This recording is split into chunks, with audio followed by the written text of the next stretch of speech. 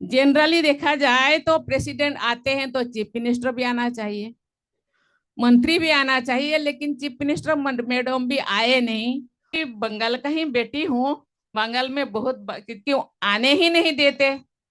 ममता दीदी मेरे बहन भी है, छोटे बहन है, पता नहीं मुझे कोई गुस्सा किए होंगे इसीलिए वहां जाके प्रोग्राम करा। कोई बात नहीं, कोई गिला नहीं, कोई शिकवा नहीं, लेकिन वो भी आवाज रहे, आप लोग ठीक रहे। Thank you.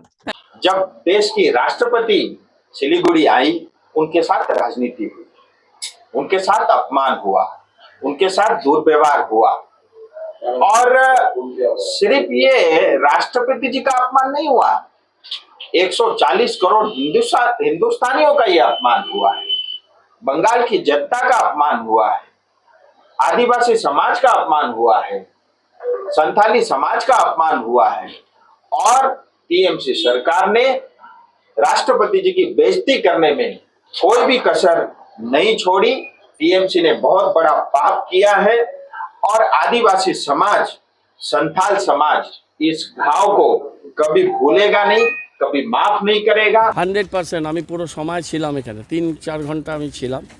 আমি আমার জীবদ্দশায় এখন পর্যন্ত দেখিনি যে প্রোটোকলের বাইরে গিয়ে এরকমভাবে সাংবিধানিক প্রধানের প্রোগ্রাম হয়। এবং তিনি যে মন্তব্যটা করলেন, প্রধান রাষ্ট্রপতির প্রেস সেক্রেটারি থাকে, অনেক প্রেস কমিউনিকেশান থাকে, কিন্তু রাষ্ট্রপতিজি স্বয়ং দাঁড়িয়ে এই ধরনের অভিযোগ করছেন। আমরা খুব মর্মাহত এবং আমরা খুব ব্যথিত যে কোনো কারণ ছাড়াই ভোটের আগে উনি এখানে আসলেন। এই একটা বিশেষ উদ্দেশ্য নিয়েই তিনি এসেছিলেন আমাদের মনে হচ্ছে। এবং যে জায়গাতে প্রথমে তিনি মিটিংয়ে গেলেন সেখানে কোনো মানুষই যায়নি।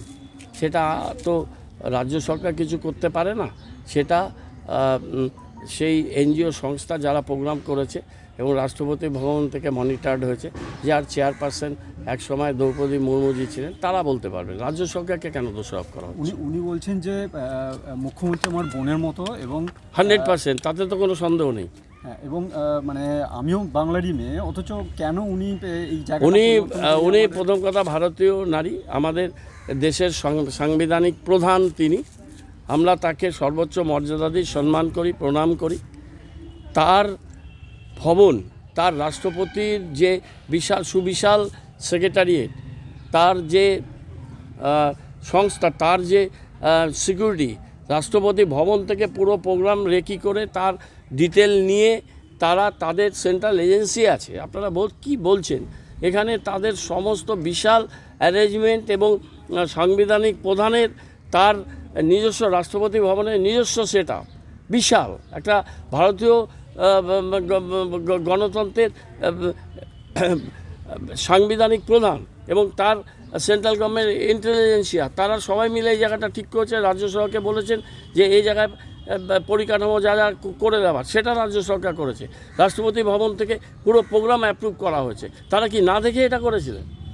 এখন আমরা খুব বিস্মিত হচ্ছি যে তারা কিভাবে এটাকে রাজ্য সরকারকে দোষারোপ করে আঙুল তুলছেন মাননীয় রাষ্ট্রপতিজি। আমার মনে হচ্ছে তিনি তার পদের যে মর্যাদা, সেই মর্যাদার প্রতি তিনি সুবিচার করছেন না।